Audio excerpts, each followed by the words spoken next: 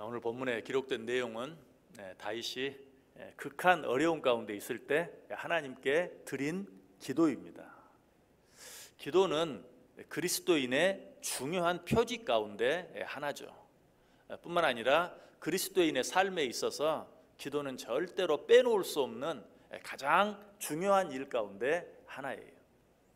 이처럼 기도가 그리스도인의 표지고 그리스도인의 삶에 있어서 가장 중요한 일, 그리스도인이라면 마땅히 당연히 해야 할 일이라고 해서 우리가 기도하는 삶을 사는 것이 그렇게 쉬운가, 당연히 되어지는가, 꼭 그렇지만은 않죠. 기도가 그처럼 중요한 일이고 기도가 그처럼 당연한 일임에도 불구하고 기도하기가 쉽지 않을 때가 참 많아요. 왜 그럴까요? 우리가 기도하는 삶을 살기 위해서는 우리 속에 분명한 한 가지 믿음이 있어야 되기 때문에 그래요. 어떤 믿음이 필요할까요? 오늘 본문 12절 보세요. 우리를 도와 대적을 치게 하소서. 사람의 구원은 헛됨이니이다. 어떤 믿음이 필요한가? 사람의 구원은 헛되다라는 사실을 분명히 알아야 돼요. 사람의 도움, 사람의 구원, 우리가 어떤 어려움 가운데 있을 때 사람이 나를 돕는 것, 사람이 나를 구원해 주는 것, 여러분 이런 것은 헛되다라는 사실을 알아야 어떤 일이 있을 때 이 사람 찾아가고 저 사람 찾아가고 하지 아니하고 먼저 어떻게 하나님께 기도할 수 있는 것이. 다윗은 이 사실을 분명히 알았어요. 여러 가지 많은 일들을 겪으면서 사람의 구원은 진정으로 헛된 것이라는 사실을 분명히 알았어요. 세상에 힘 있는 사람이 많이 있어요. 특별한 능력을 가진 사람도 많이 있어요. 그러나 제 아무리 힘이 있고 능력이 있다 할지라도 우리를 진정으로 구원할 수는 없어요. 이 사실을 분명히 알고 인정할 때만 우리는 하나님 앞에 온전히 기도할 수 있다. 그리고 우리가 어떤 일을 시작할 때 그 일이 크든지 작든지 기도로 시작하고 기도로 마칠 수 있는 것이. 여러분 왜 사람의 도움이 헛될까요? 그것은 사람은 창조자가 아니라 피조물이기 때문에 그래요. 좀 쉽게 말하면 사람은 어디까지나 사람이지 결코 신이 아니라는 것이. 소경이 소경을 인도할 수도 있어요. 소경이 소경을 도와줄 수도 있어요. 간혹 실제로 맹인 두 사람이 함께 손을 잡고 걸어가는 일들 볼 수 있어요. 그러면 틀림없이 조금이라도 도움이 될 거예요. 그러나 정말 도움이 필요한, 너무나 급하고 어려운 어떤 일을 만나면 성경이 이야기하는 그대로 둘 다 구렁텅이에 빠질 수밖에 없게 되는 것이. 궁극적으로 맹인이 맹인을 인도하거나 도와줄 수 없는 것처럼 사람도 사람을 인도하거나 도와줄 수 없다. 사람을 구원할 수는 없다. 이 사실에 대해 하나님은 이사야 선지자를 통해 우리에게 분명하게 말씀해 줘요. 우리 성경 한번 같이 한번 찾아보겠습니다. 이사야 31장 1절, 2절, 3절 같이 읽습니다. 도움을 구하러 애굽으로 내려가는 자들은 화 있을진저 그들은 말을 의지하며 병거의 많음과 마병의 심히 강함을 의지하고 이스라엘의 거룩하신 이를 앙모하지 아니하며 여호와를 구하지 아니하나니 여호와께서도 지혜로우신즉 재앙을 내리실 것이라.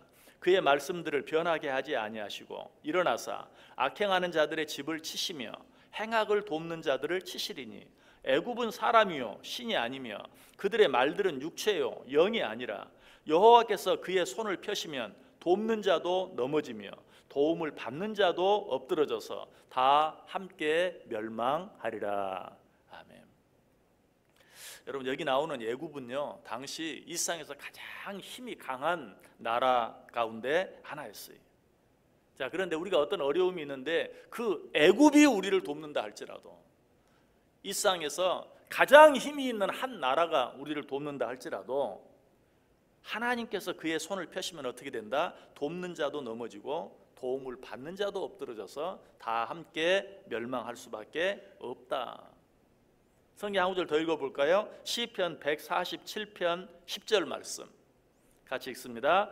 여호와는 말에 힘이 세다 하여 기뻐하지 아니하시며 사람의 다리가 억세다 하여 기뻐하지 아니하시고. 자, 여기 보면 말의 힘, 사람의 다리. 요즘도 나라의 힘을 무엇으로 계산합니까? 뭐 그 나라가 핵을 몇 개나 가지고 있느냐. 여러분, 여기 말하는 말의 힘, 옛날에는 그랬어요. 한 나라의 힘이 말이 몇 마리나 있느냐, 전차가 몇 대나 있느냐, 이런 것들로 평가했어요. 그러나 하나님은 어때요? 말의 힘이 세다 하여 기뻐하지 아니한다. 이 말은 그렇다고 해서 하나님이 그들과 함께하지 않는다, 하나님이 그들을 돕지 않는다, 그렇다고 해서 그들이 모든 일에 이길 수 있고 승리할 수 있는 것은 아니다라는 뜻이. 이처럼 세상에서 제 아무리 힘이 있고 강한 자라 할지라도 누군가를 진정으로 돕거나 더더욱 구원할 수는 없다. 자기 자신이든 다른 사람이든 우리는 사람의 도움을 구하며 사는 것이 아니라 하나님을 의지하고 하나님을 도우며 살아갈 수 있어야 돼요. 왜? 사람의 도움을 바라며 사는 자들은 언젠가는 함께 망할 수밖에 없기 때문에. 오늘 다윗이 그렇게 하고 있어요. 12절, 우리를 도와 대적을 치게 하소서. 사람의 구원은 헛됨이니이다. 그리고 13절에 뭐라고 말합니까? 우리가 하나님을 의지하고 용감히 행하겠습니다 라고 말하고 있는 것을 보게 돼요. 이런 다윗의 고백은 오늘 본문뿐만 아니라 시편 20편 7절에도 나와요. 역시 우리 같이 한번 읽어볼까요? 시편 20편 7절 시작. 어떤 사람은 병거, 어떤 사람은 말을 의지하나 우리는 여호와 우리 하나님의 이름을 자랑하리로다. 자, 옛날에는 무엇이 힘이었다고요? 병거가 힘이었어요. 옛날에는 말이 힘이었어요. 그래서 옛날에는 다 나는 병거가 몇 대 있다, 말이 몇 마리 있다 라고 자랑했어요. 자, 요즘 우리들은 뭘 자랑합니까? 우리들은 우리 건강을 자랑하기도 하고 우리 재물을 자랑하기도 하고 내 뒤에 있는 든든한 어떤 백을 자랑하기도 하고 때로는 우리 자녀들을 자랑하기도 하고 그렇게 살아갈 때가 많아요. 그러나 이런 것들은 어쩔 때는 우리에게 도움이 되는 것 같은데 어쩔 때는 오히려 우리를 어려움에 빠뜨리는. 여러분, 사실 건강 때문에 어려움 당하는 많은 사람들 가운데 하나가 건강에 자신하는 사람들, 건강을 자랑하는 사람들.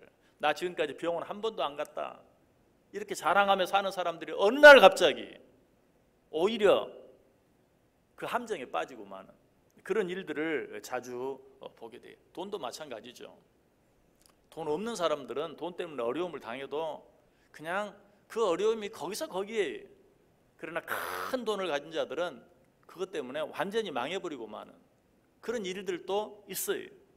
요즘 또 TV를 보면 자녀들 때문에 어려움 당하는 사람들이 참 많은 걸 봐요. 뭐 좀 해보려고 하는데 학폭 문제로 번번이 다 걸려 넘어지는 많은 사람들이 있는 걸 봐요. 가만히 생각해 보면 그 사람들이 어떠했을까? 어쩌면 그 자녀들을 다른 사람들보다 더 자랑하며 사는 사람들이 아니었을까 하는 그런 생각. 또 거꾸로 생각해 보면 그런 생각 때문에 그 자녀들이 오히려 그런 학폭이라든가 이런 문제들에 빠지지 않았을까 하는 그런 생각들도 해봐요. 어쨌든 세상에 있는 그 어떤 것들을 믿고 살아갈 때 그것들이 오히려 내 발목을 잡는 그런 일들이 너무나 많아요. 오늘 다윗은 그걸 말하고 있어요. 이 세상에서 사람의 도움은 헛것이다. 그렇다면 누구만이? 오직 하나님만이 우리의 진정한 도움이 되어주시고 우리의 진정한 구원이 되어주신다. 자, 이 사실 우리 시편 33편에 있는 말씀 통해서 다시 한번 확인해 보겠습니다. 시편 33편 18절, 19절, 20절 같이 읽습니다.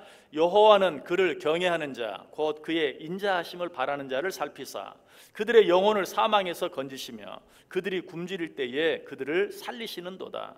우리 영혼이 여호와를 바라며 그는 우리의 도움과 방패시로다. 아멘.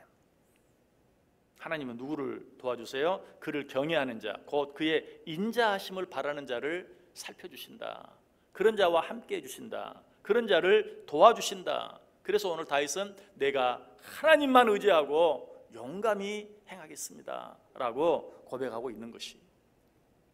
왜 하나님만이 우리의 도움이 되어주시고 우리의 구원이 되어주실까요? 그 내용도 우리 성경들 찾아 읽으면서 한번 확인해 봅니다. 고린도전서 1장 25절. 왜 하나님만이 우리의 도움이 되시고 하나님만이 우리의 구원이 되어주시는가? 고린도전서 1장 25절 시작. 하나님의 어리석음이 사람보다 지혜롭고 하나님의 약하심이 사람보다 강하니라.